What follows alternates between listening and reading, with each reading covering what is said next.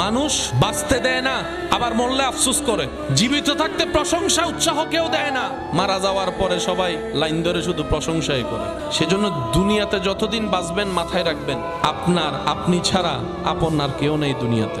যদি আপন খুঁজতে চান, আপনি পাবেন একমাত্র নবী রহমাতুল্লিল আলামিন আর আপনার রব্বুল আলামিন। সব স্বার্থের খেলা, সময়ের চাহিদা, প্রয়োজন মাত্র। প্রিয়জন আর প্রয়োজনের মধ্যে আসমান জমিন পার্থক্য।